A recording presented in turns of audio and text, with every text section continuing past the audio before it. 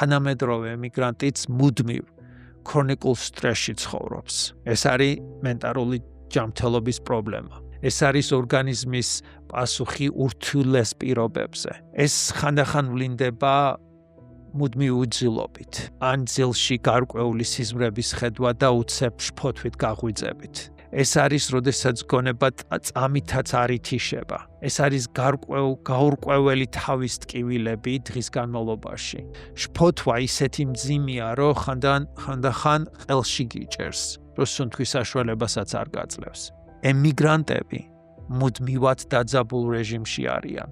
ის ყოველთვის სხეულით იქ არის, ფიზიკურად იქ არის, მაგრამ მუდმივად გონებით ყოველთვის საქართველოშია. ფიზიკური ტკივილზე გაცილებით მძიმეა დანაშაულის გრძნობა. ეს არის ემიგრანტის ყველაზე დიდი და უხილავი ტვირთი. ეს არის ის მუდმივი ხმა ჩვენ თავში, რომელიც გამუდმებით გეუბნება. შენ იქ არ ხარ. შენ აქ ხარ. იქ არ ხარ, როცა შენ მშობლებს ჭირდები. ისინი ბერდებიან და უძლურდებიან.